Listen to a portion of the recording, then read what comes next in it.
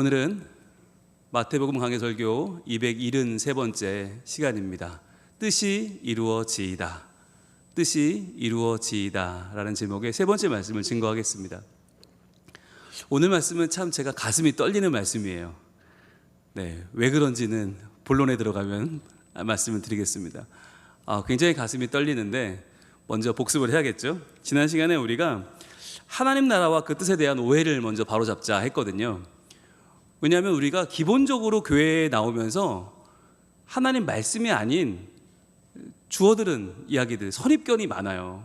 그리고 그랬으면 좋겠어요. 정말 내 마음도. 그러다 보니까 하나님의 온전한 뜻이 아니라 내 생각, 사람들의 마음을 하나님의 뜻으로 알고 있는 것이 오해가 많다. 자, 첫 번째는 뭐였죠? 하나님은 당신이 반드시 행복하길 원하신다. 이거 오해라고 그랬죠? 우리가 행복해지는 게 하나님의 목적이 아니다. 그러면 하나님 뜻은 뭐였어요? 거룩해지는 것이다. 우리가 행복해지려고 할 때 거룩이 무너지는 경우들이 많이 있다고 그랬죠? 우리의 행복은 우리의 욕심, 우리의 야망을 따를 때가 많기 때문에 도리어 하나님이 원하시는, 우리를 부르신 이유, 거룩이라는 이유가 손상될 때가 너무 많이 있다. 그래서 우리가 하나님의 뜻을 먼저 기억할 때 나의 행복보다 거룩해지는 길을 택해야 된다 말씀드렸죠. 두 번째는 하나님은 우리를 심판하지 않으신다. 야, 우리가 회개했는데 예수님 나를 위해 십자가에 죽으셨는데 우리 심판 이런 그런 거 없어 라고 하는 것은 잘못된 것이다. 하나님 뜻이 아니라고 그랬죠. 자, 그러면 하나님 뜻은 뭐예요? 심판은 분명히 있어요. 그런데 우리를 회개하게 하신다. 회개하게 하시고 구원으로 인도하신다. 여러분, 이게 중요합니다. 회개는 어떻게 하는 건가요? 회개는 여러분 보너스입니다. 오늘 네 가지 단계를 거치게 되는데 그냥 잘못했어요 그러는 건 회개가 아니에요. 그건 반성이고 때로는 후회죠. 거기서 끝나버리면 안 되고, 온전한 회개는 첫 번째 자각을 해야 돼요. 내가 정말 하나님 앞에 죄를 지었구나 라고 하는 자각. 그냥 단순히 내 계획을 내가 이루지 못했어 라고 하는 후회가 아니라 하나님의 뜻을 하나님이 이루지 못한 하나님의 시각으로 볼 때 내가 잘못했구나 자각하셔야 되고요. 두 번째는 통회는 슬퍼하는 거예요. 내가 범죄했음을 슬퍼하고 하나님 앞에 나아가는 거죠. 그리고 통회 다음은 세 번째는 자복입니다. 자복은 엎드리는 거죠. 하나님 앞에 온전히 엎드려서 눈물로 나의 죄를 아뢰고 하나님께 용서를 구하는 거죠. 자, 거기서 끝이 아니에요. 마지막으로 확신입니다. 네 번째는 확신. 바로 예수님이 나의 모든 그 처절한 죄를 십자가 위에서 다 씻어주셨음을 믿고 대속하셨음을 믿고 완전히 새로운 삶을 용기를 가지고 출발하는 것이 확신이죠. 1단계 뭐라고요? 자각. 뇌죄를 자각하고 하나님의 시각으로 바라보는 것. 두 번째는 통회. 나의 죄를 슬퍼하고 아파하는 것. 세 번째는 자복. 하나님 앞에 온전히 엎드리고 하나님께 용서를 구하는 것. 그리고 네 번째는 확신. 나의 모든 죄를 예수님이 십자가 위에서 용서하셨음을 완전히 믿는 것. 자, 이 회개와 구원으로 인도하신다는 거죠. 그러니까 하나님의 뜻은 우리가 심판을 피해가는 게 아니에요. 심판을 면제받는 게 아니에요. 심판의 자리까지 가더라도 그 자리에서 우리가 하나님 앞에 온전히 회개하는 것, 자각하고 통회하고 자복하고 확신을 가지고 그 심판의 자리를 건너가기를 원하시는 거죠. 그게 구원이고요. 그러니까 하나님은 우리를 온전히 구원하기를 원하시지 우리를 심판을 피해가는 마치 반칙이죠. 반칙. 아빠 찬스 이런 걸로 우리는 하나님 내 아빠니까 나는 심판 안 받아, 그런 아빠 찬스는 없다. 다만 그 죄의 문제를 온전히 하나님 앞에서 우리가 회개하고 구원받게 하신다 하는 뜻이죠. 세 번째, 답은 네 자신 안에 있다. 이거 아니라고 그랬죠. 너를 잘 살피면 네 안에 어딘가는 너의 인생에 답이 들어있다. 네 인생의 지도는 네 안에 있다. 이거 아니라고 그랬어요. 답은 어디 있다고요? 하나님의 말씀에 있다. 그래서 하나님 말씀 속에 답을 찾는 훈련이 필요한 거예요. 많은 사람들이 이게 하나님 답인 줄 알죠. 아는데, 그런데 목사님, 그런데 물어요. 어떻게 해야 될까요? 어디로 가야 될까요? 어떻게 살아야 될까요? 왜 물어보는 겁니까? 모르는 거예요. 이게 눈앞에 있는데도 어떻게 봐야 될지 모르고 어떻게 찾아야 될지 모르니까 막막한 거예요. 그래서 여러분, 훈련을 받으시라. 그래서 주일에 한 번 나와서 말씀 듣는 걸로는 위로는 되겠죠. 힘은 없겠죠. 그런데 우리의 믿는 바, 아는 바, 이게 달라지질 않아요. 여러분, 성경에는 우리 믿는 바와 아는 바가 하나가 되기를 원한다는 말씀이 나오는데 무슨 말인가요? 믿는 거랑 아는 거랑 어떻게 달라요? 네, 여기서 훈련받은 분들과 안 받은 분들이 차이가 딱 나는데, 믿는다는 건 가슴으로 믿는 거에 뜨거워지는 거예요. 그냥 불타오는 거, 믿는 거, 나 믿습니다, 이건 불타는 거예요. 그런데 아는 건요, 머리예요. 머리. 굉장히 이성적인 거, 차가운 거예요. 이 두 가지가 다 중요하다는 거죠. 믿는 것과 아는 것이 하나가 되는 건 내 가슴 속에 불처럼 일어나는 그 열정과 기도하고 전도하고 막 그런 거 있잖아요. 그거랑 머리가 같이 가는 거죠. 이성적인 같이 가는 건. 네, 오늘 열심히 전도했거든요, 낮에. 근데 전도한 분들 가운데 전도해서 피곤해서 수요예배 못 드리겠대. 아니 이거 수요예배 때문에 지금 전도대를 수요일로 바꿨는데 전도가 나니까 피곤해서 못 오겠대요. 그러니까 이 가슴과 이게 안 맞는 거예요. 여러분, 이게 같이 가야 되거든요. 네, 여러분들 수요예배 드리러 오신 분들은 이게 되는 분들인데 이것도 같이 가야 돼요, 사실은. 그러니까 여러분도 전도에도 열정을 품으셔야 되는 거죠. 이게 같이 가야 돼요. 그래서 오늘 답은 하나님의 말씀 안에 있다. 말씀 안에 있다는 건 무슨 말이에요? 나의 믿는 것과 아는 것이 하나가 되는 것. 그래서 나의 뜨거운 열정과 나의 차가운 이성이 하나가 되는 것, 나의 기도의 열정과 전도의 열정과 나의 말씀의 이성이 하나가 되는 것. 여러분, 그게 중요해요. 그래서 우리가 교회 안에서 다른 거는 균형 굳이 강조 안 할게요. 그런데 이 균형은 필요해요. 믿는 바와 아는 것, 나의 열정과 나의 말씀에 대한 이성적인 도전은 같이 필요하다. 네 번째, 우리가 하나님께 나아가면 복을 받는다. 예, 이거 하나님 뜻 아니라고 그랬어요. 그럼 복 대신 뭘 받아요? 하나님이 영광을 받으시는 거죠. 우리가 하나님 앞에 나아가면 하나님이 영광을 받으시는 거지 우리가 복을 받는 게 아니다. 그럼 만약에 내가 복을 못 받으면 그 하나님은 가짜가 되는 거죠. 하나님 엉터리가 되는 거죠. 이거는 미신이죠. 이거는 인간이 만들어낸 종교죠. 왜냐하면 우리가 신에게 뭔가를 바치면 신도 날 줘야지. 이건 거래잖아요. 그러니까 인간이 만든 종교는 거래예요, 철저하게. 그런데 우리는 하나님과 거래하지 않아요. 하나님 예배 드렸으니까 이번 시험 내가 공부 안 해도 100점 맞게 해주세요. 이딴 거래를 걸 수 없는 분이 하나님이죠. 왜? 그 하나님은 우리를 왜 부르시나? 영광 받기 위해서. 그래서 우리가 하나님 앞에 나가면 나갈수록 하나님이 영광을 받으시고 그 하나님은 더 높아지시고 그 하나님은 더 온전해지시는 거죠. 네, 우리가 그게 목적이지 내가 복을 받는 게 목적은 아니다. 다섯 번째, 마지막에 두 번째네요. 하나님은 내 삶을 잘 되게 하신다. 이거 하나님 뜻 아니라고 그랬어요. 잘 되게 하시는 게 아니라 어떻게 해요? 문제를 만나도 이겨낼 힘을 주신다. 즉, 아까도 말씀드렸지만 우리가 하나님 믿는다고 해서 시험을 피하거나 유혹을 피하거나 문제를 피할 수 없어요. 오히려 믿기 때문에 더 많은 문제를 만나게 되고 믿기 때문에 더 많은 어려움이 있을걸요. 여러분, 하나님 안 믿으면 애들 막 내 맘대로 해도 돼요. 그런 부모 많아요. 그런데 하나님을 믿으니까 내가 좋은 부모가 되려고 노력하죠. 내가 하나님을 믿으니까 좋은 상사가 되려고 노력하고 하나님 믿으니까 좋은 이웃 되려고 노력하잖아요. 그러면 어려움이 더 많아지죠. 내 맘대로 하면 되는데 그게 아니라 오히려 배려해야 되고 용서해야 되고 뭐 신경 써야 되고 얼마나 힘듭니까? 여러분, 이 설교하는 저는 얼마나 힘들겠어요. 저를 좀 불쌍히 여겨주세요. 예, 여러분은 듣기만 하니까 그냥 살아도 되잖아요. 살던 대로 살아도 누가 뭐라고 안 하잖아요. 저는 설교를 하기 때문에 조금만 설교한 대로 안 살면 잡아먹으려고 들어요, 주변에서. 시험은 네가 수백 명이에요. 힘들어 죽겠어요. 자, 그런데 여러분, 하나님은 그래요. 그런데 그게 맞아요. 힘들어야지, 당연하지. 하나님의 자녀인데 세상을 살기가 편하고 세상이 내게 맞춰주면 그럼 그 잘못 사는 거 아니에요? 불편하고 힘들고 어려워야지. 근데 그걸 이겨낼 힘을 누가 주세요? 하나님이 주신다니까요. 하나님 주신다. 여러분, 이게 하나님 뜻이고 믿음이다. 그러니까 여러분, 절대로 편하게 사는 걸 구하지 마세요. 편한 건 천국 가면 다 편해집니다.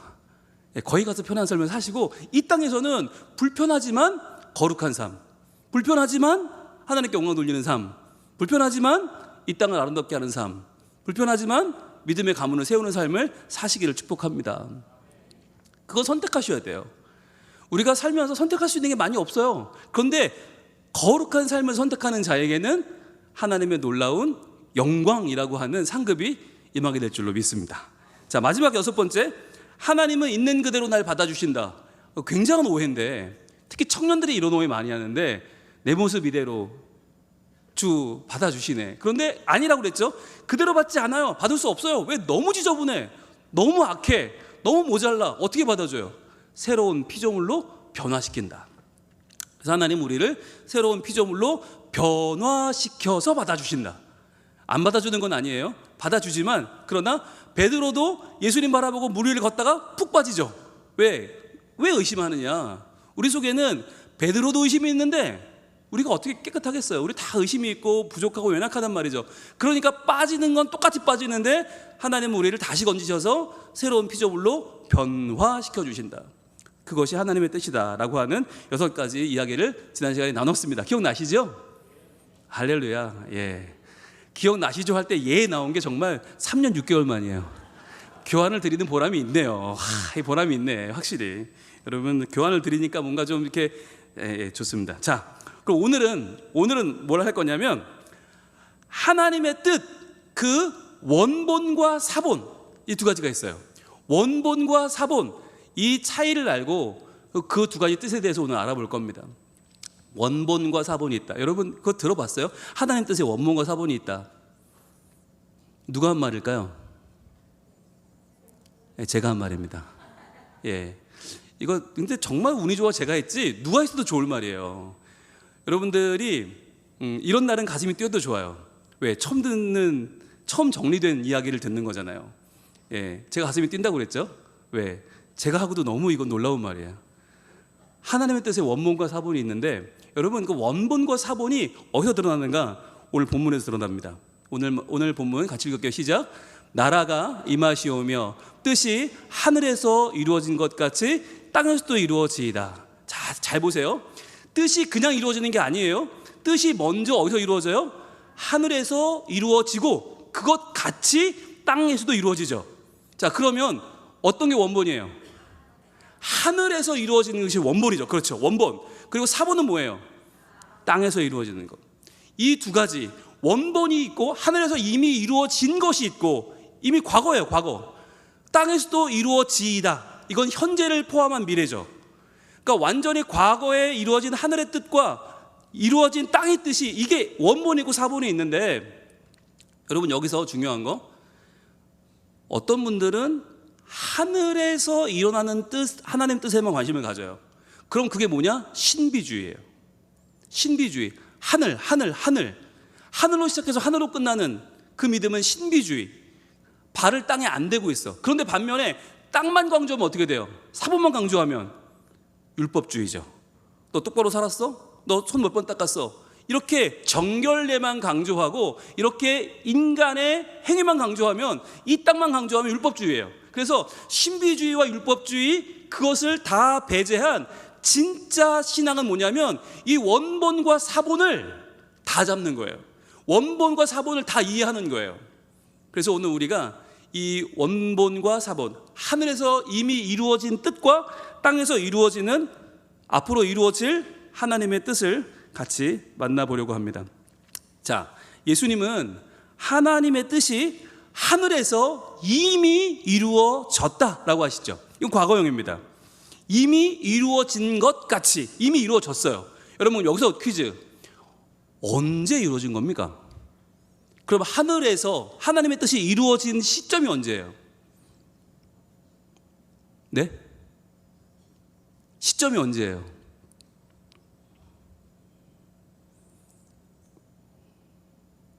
이러니까 진짜 가슴이 뛰죠. 예, 처음 듣는 얘기죠. 하나님의 뜻이 언제 이루어졌느냐? 창세 전입니다. 우리는 인간이 아는 역사는 언제부터예요? 창세부터 알아요. 창세부터 우리는 아담이 있고 하와가 있고 뭐 가인이 아벨을 죽이고 인간의 역사를 쫙 풀어 헤치는 게, 우리가 아는 건 어디부터냐? 아담 창조 이후부터. 그러니까 창세 이후부터 우리가 알아요. 그런데 이미 이루어진 그 뜻은 언제냐? 창세 전에 하나님이 가지신 뜻, 창세 전에 하나님이 행하신 일이 하나님 뜻인 거예요. 우리는 하나님이 창세 전에 뭐 하셨는지 몰라요. 알 수가 없죠. 태어난 적이 없으니까. 그래서 뭘 봐야 돼요? 성경을 봐야 되는 거예요. 성경은 창세 전을 기록해요. 이게 중요한 거예요. 우리는 창세 후만 아니까 이 땅에서 벌어지는 인간의 역사만 알아요. 그건 다 사본이에요. 사본만 알면 원본을 몰라요. 원본은 뭐냐? 성경에 기록된 창세 전에 하나님의 뜻, 창세 전에 이미 하나님이 가지신 뜻이 있어요. 그 뜻대로 우린 지금 흘러가는 거예요. 그러니까 지금 우리의 사본을 이해하려면 반드시 원본을 알아야 된다. 그래서 이것이 땅에서, 즉 우리 역사 속에서 이루어지고 있는 사본인 거예요. 그러니까 우리가 아무리 노력해도 사본이 원본을 넘어설 수 없어요.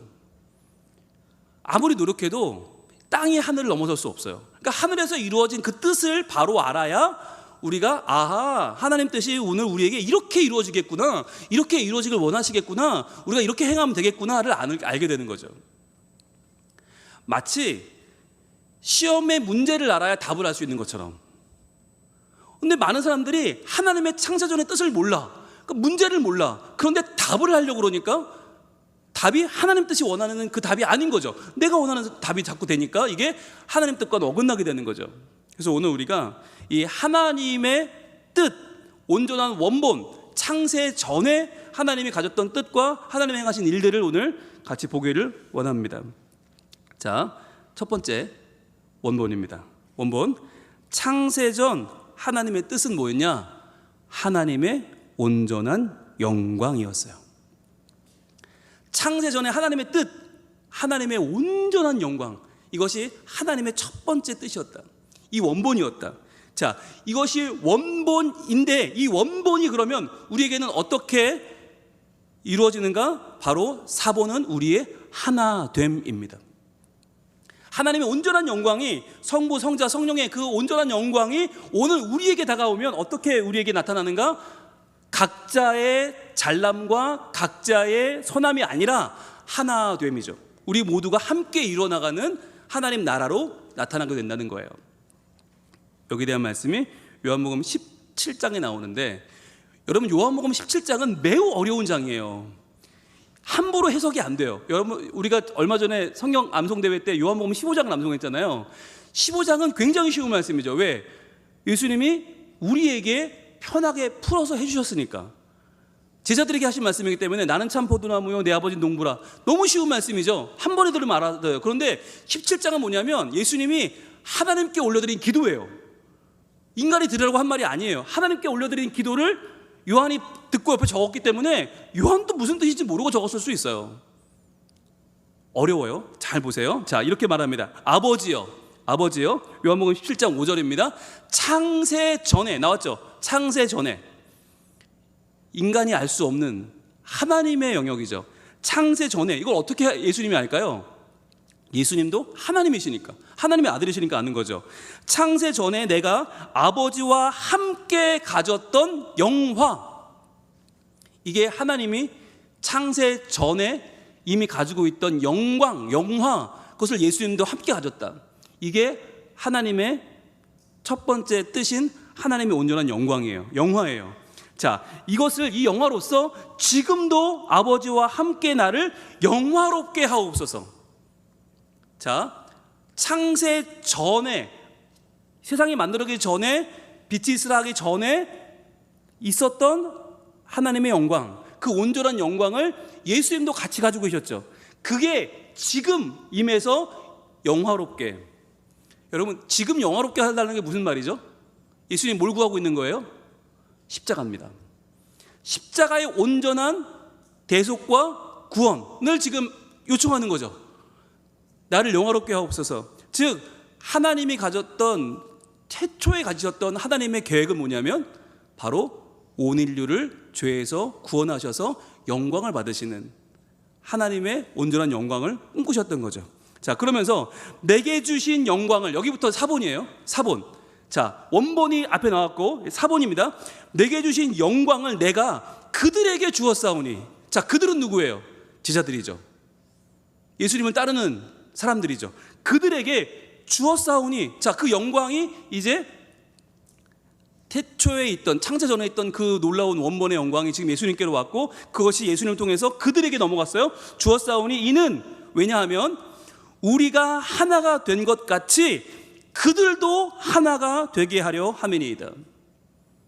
예수님이 왜 하나님께 받은 그 영광을 그들에게 주셨는가? 그들에게 주셨다는 말은 뭐예요? 이제 십자가를 지시고 온전한 대속의 구원의 기쁨을, 은혜를 우리에게 주신다는 거잖아요. 이 그들이 우리잖아요. 왜 우리 주셨나? 우리가 하나가 된 것 같이, 즉 예수님과 하나님이 창세전에 이미 영광 가운데 하나가 되신 것 같이, 그들도 바로 이 땅 가운데 믿고 있는 우리들도 하나가 되게 하려 함이니이다. 여러분, 그래서 정말 중요한 건 우리가 이 땅 가운데 살아가면서 신앙 안에 하나가 되는 것입니다. 그것이 예수님이 원하셨던 창세 전의 영광을 가져오셔서 우리에게 전해주신 이유예요. 여러분, 우리의 구원은 언제 결정됐어요? 여기서 흔들리면 안 됩니다. 하는 거 봐서 구원하신 게 아니잖아요, 그죠? 어제 여러분들이 뭐 좀 천한 일을 하셔서, 아니면 지난 주일날 헌금을 조금 많이 해서 구원하신 게 아니잖아요, 그죠? 언제 결정됐어요? 창세 전에. 배운 분들일세. 어느 교회세요? 여러분, 우리는 이렇게 말해줘야 돼요. 창세 전에라고 말해야 돼요. 왜? 창세 전에 이미 하나님의 온전한 영광이 있었고, 그 영광을 예수 그리스도가 가지고 이 땅에 오셨고, 그 영광을 우리에게 주셨어요. 그게 왜? 구원이에요. 그게 은혜라고요. 그러니까 그 온전한 원본이 있기 때문에 우리가 이 땅에서 그 어떤 유혹에도 흔들리지 않을 수 있는 거예요. 이제 우리는 어떻게 살면 돼요? 어떻게 사본으로 살면 돼요? 그 영광 그대로 하나가 되면 되는 거예요.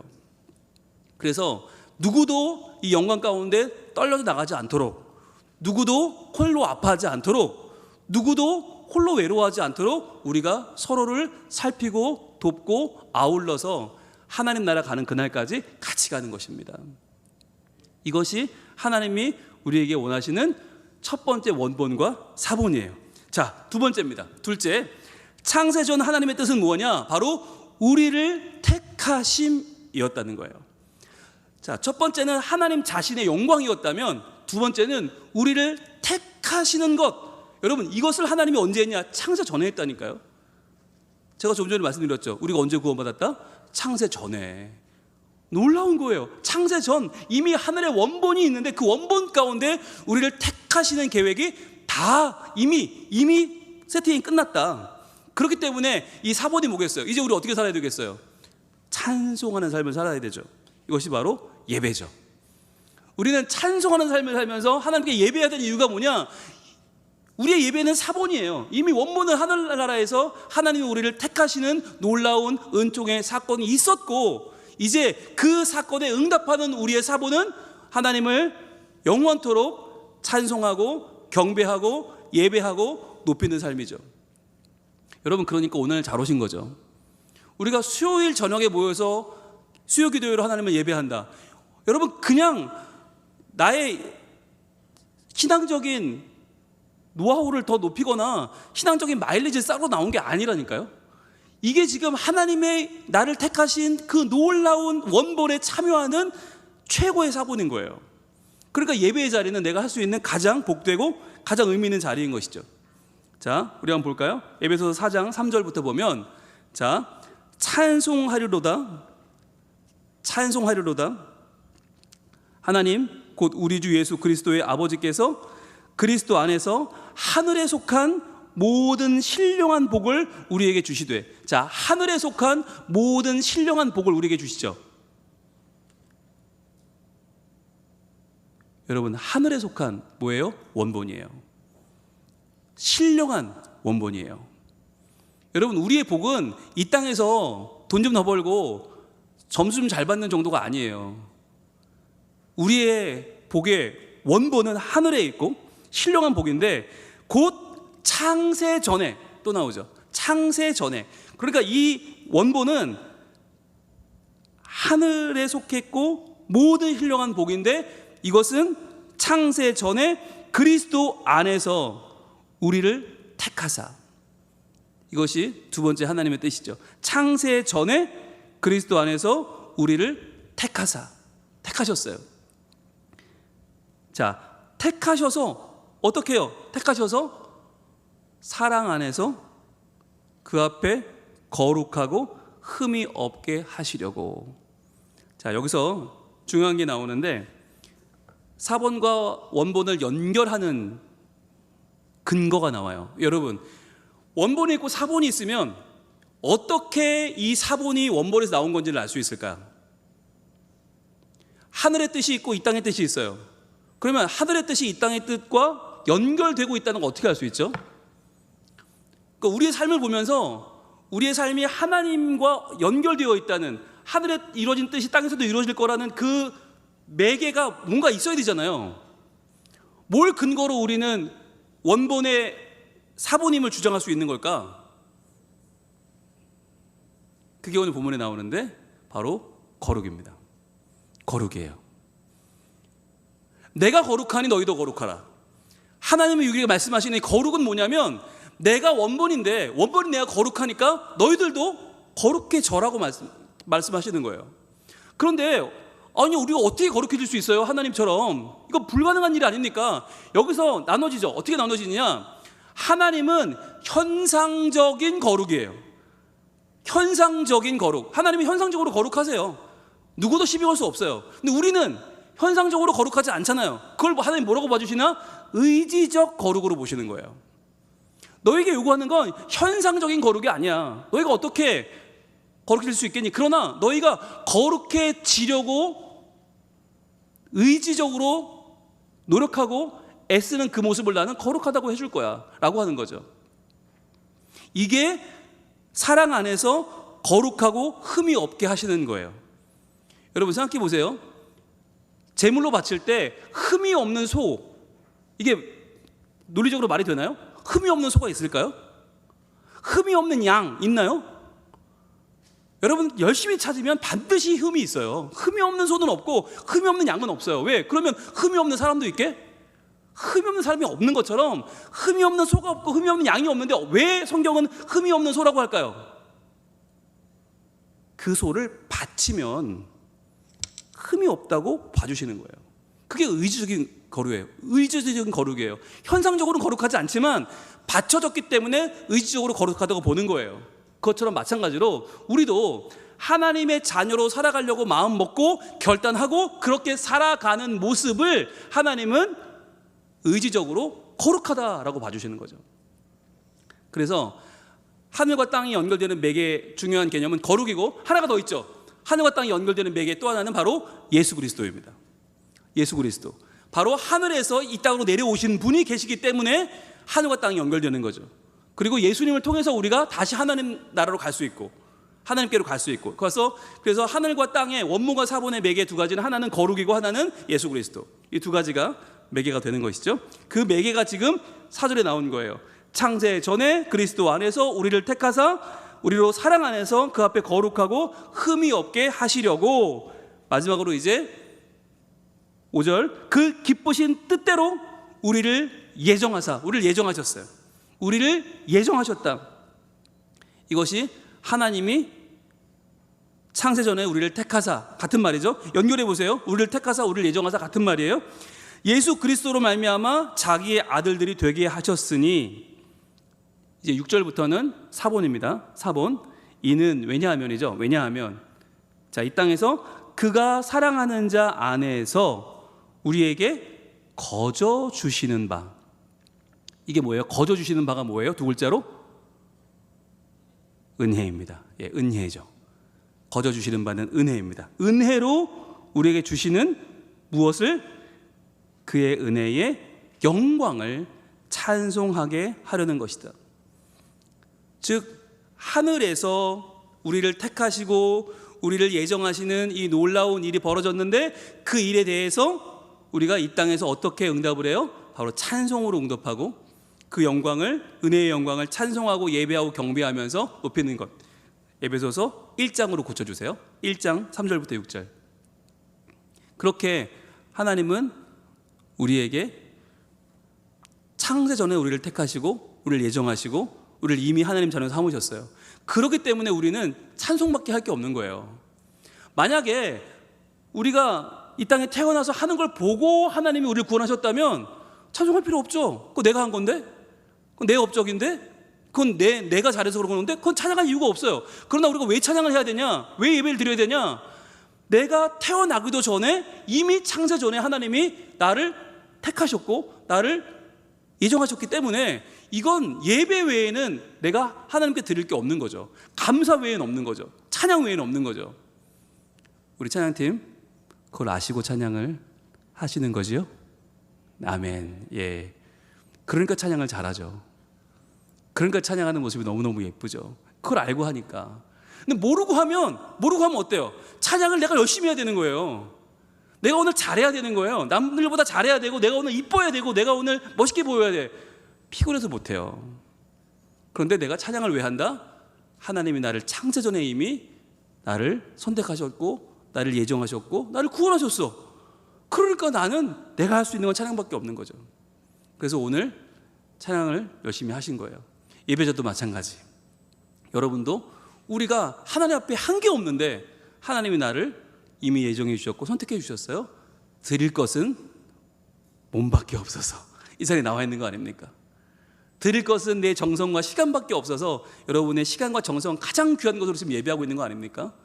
여러분 이것을 기억하시고 우리의 예배가 바로 하나님께로 나온 그 귀한 사랑의 사본임을 기억하시길 바랍니다. 자, 세 번째입니다. 세 번째, 창세전 하나님의 뜻은 뭐였냐? 바로 예수 그리스도의 십자가 희생이었다는 거예요. 예수님의 십자가 희생이었다. 이 십자가는요, 예수님이 뭐 이 땅에서 운이 없어서 어쩌다 보니까 십자가를 지게 된 게 아니라 가룟 유다를 잘못 만나서 잘못된 그 놈을 키워가지고 걔가 예수님을 은삼십에 팔아서 이렇게 잘못된 게 아니라 바리새인들 때문에, 대제사장들 때문에, 서기관들 때문에, 그 악독한 놈들 때문에 아니라 처음부터 창세 전부터 하나님 뜻은 뭐였냐? 예수님의 십자가 희생이었어요. 왜? 그 십자가 희생이 없이는 우리를 택한 것이 아무 의미 없고 예정한 것이 의미 없고 우리를 정한 것이 의미 없기 때문에 그 구원의 사건을 이루기 위해서 하나님은 영광받기 위해서 예수님을 십자가 희생의 도구로 삼으셨다는 거죠. 자, 그렇기 때문에 이제 4번은 무엇입니까? 어떻게 우리가 응답할까요? 바로 우리의 믿음과 소망이 여기서 나올 수 있는 거예요. 이 예수님의 십자가 희생이 창세 전부터 계획된 우리를 구원하려는 하나님의 온전한 뜻이고 이것이 원본이었기 때문에 여기에 대한 우리의 사본, 우리의 반응은 바로 믿음을 가지고 소망을 품고 살아가는 것이다. 예수 그리스도를 믿고 천국의 소망을 가지고 살아갈 수 있는 이유가 뭐냐? 바로 하나님이 창세 전부터 이 일을 계획하시고 준비하시고 시행하셨다는 거예요. 그러니까 여러분, 하나님이 하나님이신 이유는 어떻게 기다릴 수 있을까요? 어떻게 인간의 그 수많은 죄악 가운데 그 인간의 그 전쟁과 그 인간들의 욕심을 어떻게 계속 보시고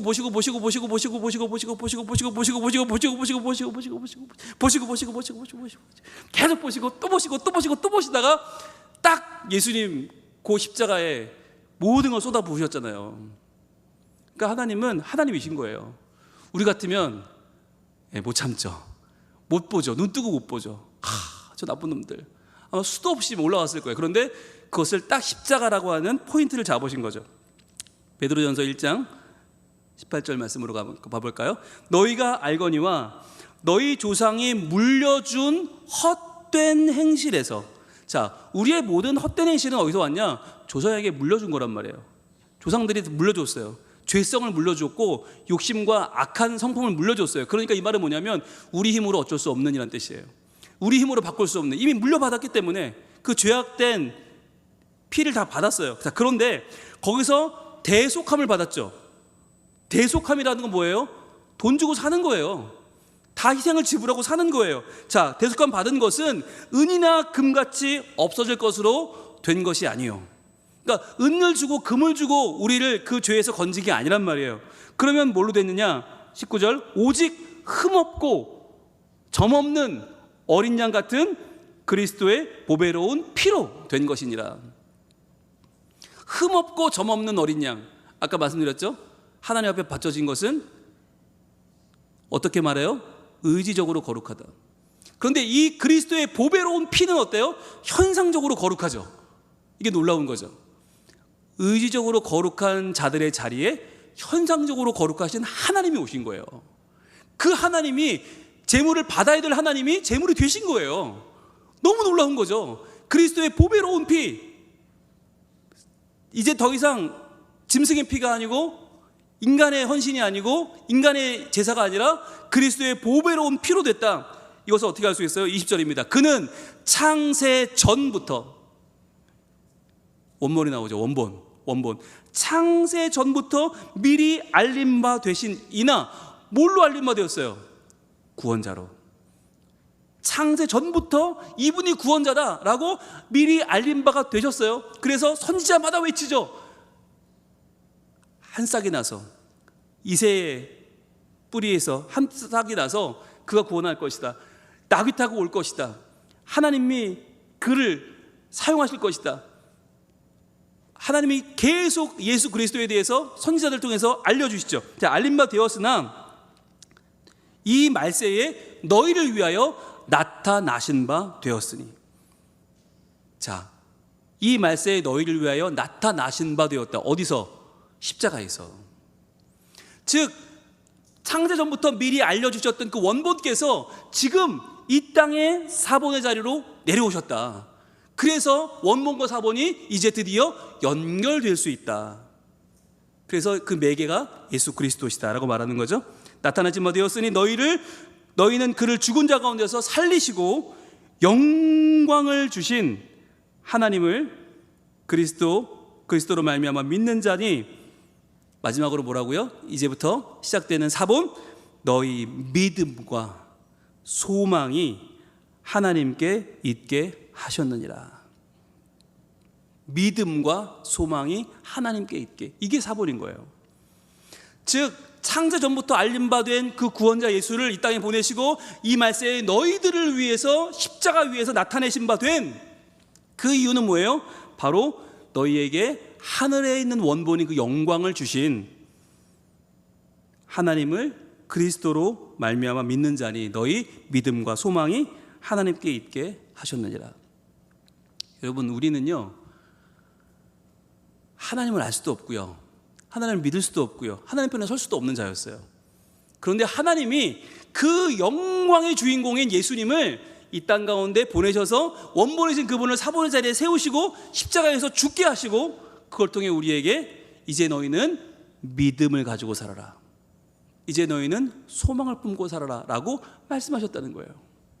그렇다면 믿음이 뭐냐? 믿음이란 뭐냐? 믿음, 저는 이렇게 정의했어요. 믿음이란 불완전한 나를 견디는 힘이다. 여러분, 사람들은 이거 못 견디거든요. 나의 불완전함을 견딜 수가 없어요. 모든 사람들은. 그래서 술을 마시고, 그래서 더 노력하고, 그래서 잘 증명해 보이려고 하고, 그래서 좋은 차를 타고, 그래서 명품을 두르고, 그래서 뭔가 불완전한 나를 완전하게 만들어 보려고 노력해요. 그런데 여러분, 믿음이란 뭐냐면 불완전한 나를 견뎌낼 수 있는 힘 외에 나를 거룩하게 하시는 영광의 존재가 있어요.